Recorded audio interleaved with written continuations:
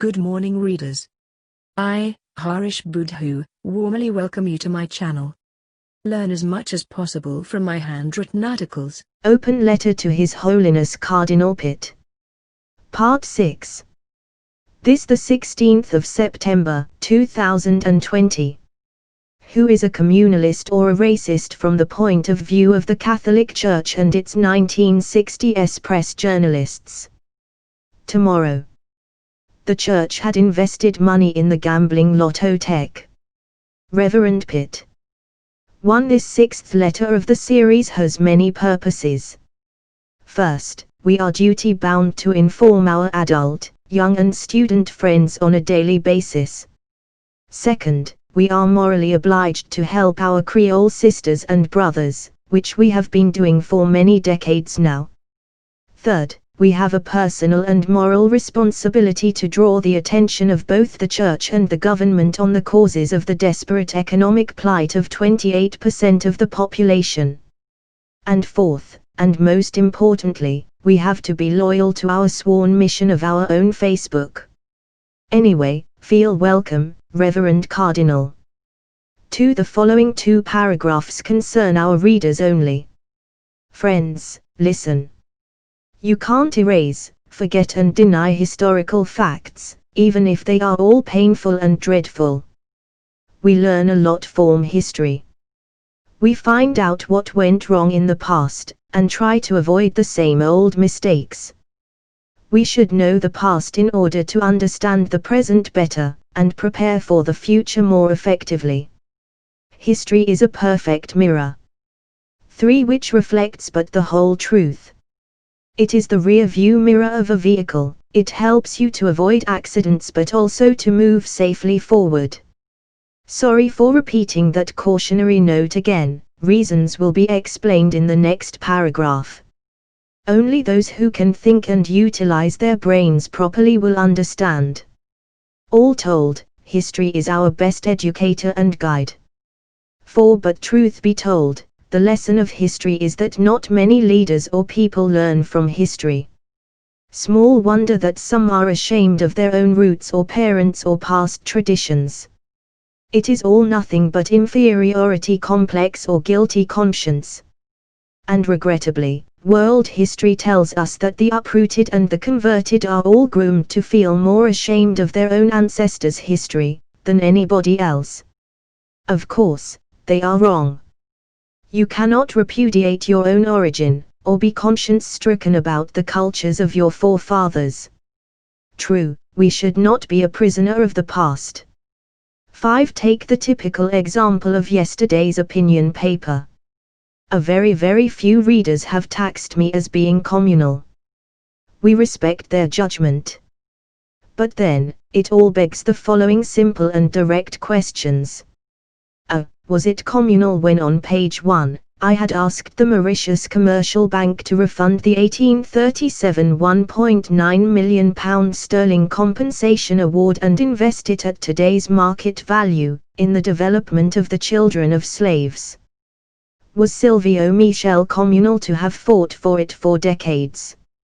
Could it be communal from a Harish Budhu for just talking about the church and the Mauritius Commercial Bank? Still, could it be communal when I have insisted that the 1837 £1.9 million sterling huge sum, today worth thousands of billions, was paid to the sugar barons, when they had refused to free the slaves, as per the colonial order of 1834?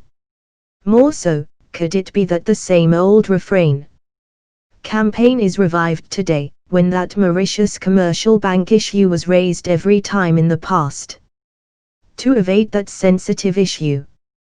B. Was it communal when on pages 2 and 3 we had appealed to all our young readers and students to read, write and work hard, and to be the best among the best, and to be future role model leaders of the society?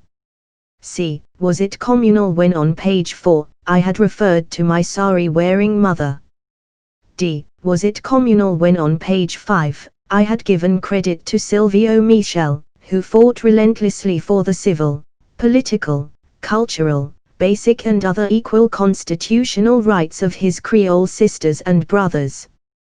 Abused, tortured, exploited and looted by both the Mauritius Commercial Bank and its department, the Church. Despite the fact that Silvio was sidelined and ridiculed by the racist remnants of 1960s journalists. And still, was it communal when on page 6, I had revealed that the Church had practiced an entrenched policy of sugar and Mauritius Commercial Bank barons' race superiority, discriminated against the slaves and their children, failed to fully integrate them in the Catholic family, tolerated a threated religious belief, with slaves and their children treated as undesirable, pariah, exile Catholics. More so, was it communal when on pages 6 and 7, I had disclosed that Chinese, Muslim and Hindu Mauritians were all fully integrated in their respective communities, and there were no religious or cultural barriers, and their religious leaders were all at the very root of their educational, economic, business, political etc. developments. Even so, was it communal when on pages 8 and 9, I had brought to light some historical facts that Pere Laval was badly beaten by the church masters for living with creoles, black people and dogs were not allowed to enter the church, requiem mass for the dead slave was said outside the church, front benches were solely reserved for the likes of the sugar barons and the priests. Creole children had been victimized by the Catholic five-star schools, no Creole priest had been at the head of the Church. To hide its own serious hydra-headed problems, the Church had always diverted public attention, by creating groups or movements to blame and shame the Hindu community of all the economic and other sins of the world. Be that as it may, was it communal when on page 10, I had exposed to view that all the political parties have misused the Creole community, and their real and symbolic representatives are absent in politics. All the same most importantly, was it communal when on page 11, I had reminded that I was the one who paved the way for both Gaëtan Duval and Paul Berenger to become Deputy Prime Minister, in 1983 and Prime Minister in 2003 respectively.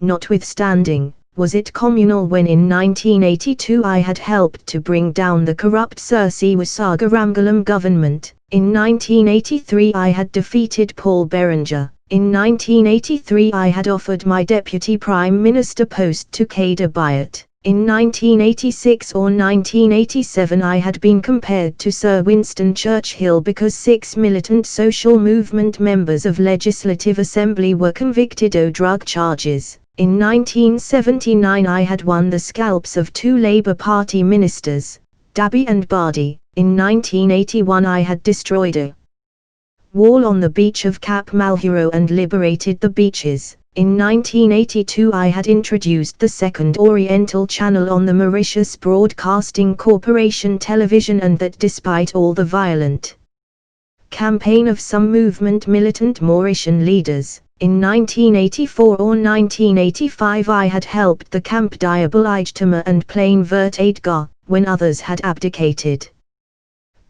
You see, Your Holiness, Chinese, Muslims and Hindus have all stuck to their respective religions and traditions, and we are excelling in French and English.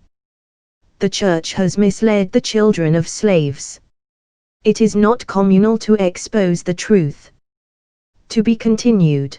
Keep reading, keep learning. Like and subscribe for more thrilling articles. Thank you for watching.